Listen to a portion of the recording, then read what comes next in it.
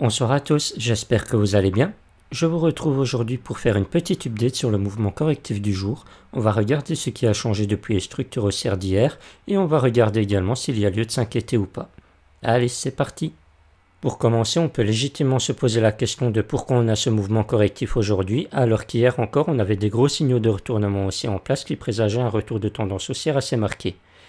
La réponse peut se trouver dans la situation mondiale actuelle avec l'annonce d'un nouveau variant découvert en Afrique du Sud qui touche déjà plusieurs autres pays et qui semble vraiment rien présager de bon au point où même l'OMS tire déjà la sonnette d'alarme.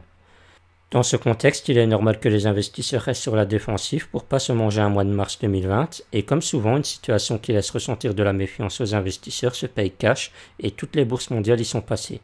Du coup, si on regarde bien, ce mouvement n'est pas lié aux crypto-monnaies qui avaient un fondamental haussier et une technique qui redevenait aussi haussière.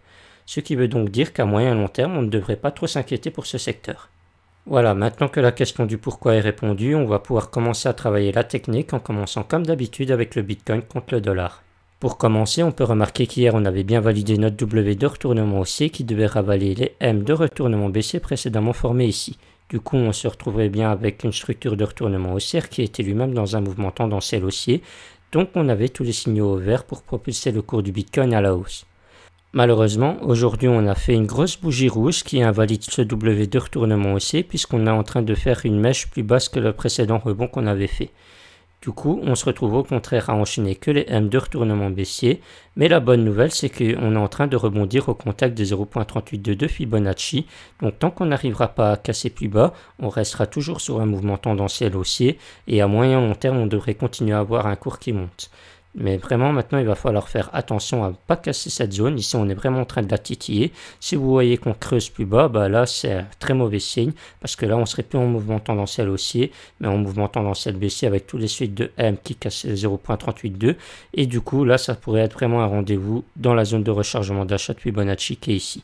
La deuxième bonne nouvelle dans tout ça, c'est que si on regarde le momentum, il a tendance à vouloir ici faire une divergence haussière potentielle.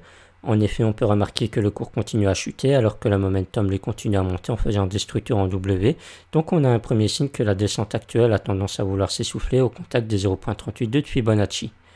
Maintenant, dans les prochains jours, il faudrait continuer à voir ce momentum creuser toujours plus haut comme ça et à même cross les zéros. Et si c'est le cas, on aurait alors une divergence haussière potentielle qui sera bien confirmée.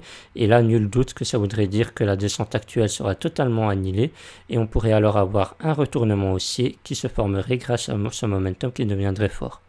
Pour ce qui est de l'Ethereum, c'est exactement le même schéma que pour le Bitcoin, sauf que lui, il est quand même plus bullish. En effet, on peut remarquer que lui, il est en train de rebondir au contact des 0.32 de sa dernière vague haussière, alors que pour le Bitcoin, lui, il rebondit sur les 0.32 de toute sa phase haussière. La deuxième chose aussi qui change, c'est qu'au niveau du momentum, ici, on peut remarquer qu'il est quasiment déjà prêt à redevenir bullish s'il arriverait à crosser les zéros juste ici, tandis que pour le Bitcoin, il y a quand même un peu plus de marge. Du coup, on peut se dire qu'ici, la phase baissière actuelle est déjà plus essoufflée et plus entamée que pour le Bitcoin. Pour ce qui est des dérivés sur le Bitcoin, on peut remarquer que l'Open Interest hier n'a pas vraiment décollé contrairement à l'Ethereum, donc il n'y a pas eu vraiment un phénomène de FOMO sur les dérivés, donc ça c'est assez positif. On peut remarquer également qu'avec la chute du jour, l'Open Interest a tout de suite dégringolé et on vient retaper les plus bas des précédents jours. Donc ça veut dire que même ceux qui sont rentrés juste ici, ils ont déjà été liquidés, donc on a vraiment nettoyé totalement tout le monde. Au niveau du funding, on peut remarquer pareil que ça n'avait pas totalement décollé et au contraire aujourd'hui on est même encore plus bas que les précédents jours. Donc c'est vraiment totalement nettoyé. Et au niveau du spread, on reste totalement plat, il ne commence pas à monter comme l'Ethereum et il ne creuse pas non plus du pétrole. Donc on est quand même sur un sentiment de marché neutre mais qui n'a pas tendance à vouloir faire des leviers sur le Bitcoin. Donc tant que ça sera comme ça, il n'y aura pas vraiment une grosse cascade de liquidation à prévoir dans les prochains jours. Au niveau des dérivés sur l'Ethereum, on peut remarquer que le phénomène de FOMO a continué après le brief d'hier, puisqu'on a continué à avoir un Open Interest qui a monté avec un funding qui monte aussi. Et on a eu aussi le nettoyage aujourd'hui, puisqu'on voit bien que l'Open Interest a bien été retapé ses plus bas des précédents jours, et que le funding a bien été dans le négatif. Et on peut remarquer également qu'on avait le spread qui continuait à monter continuellement. Et aujourd'hui, on a bien été revisiter les négatifs aussi, donc on a bien nettoyé tout le monde à ce niveau-là aussi. En conclusion, on peut voir que le fondamental reste bullish, donc il n'y a pas vraiment de raison de voir dans les prochains jours un gros crash. On a aussi vu que pour le moment la technique reste haussière à moyen long terme et que les dérivés sont assez nettoyés pour ne pas avoir une cascade de liquidation qui s'enchaînerait dans les prochains jours.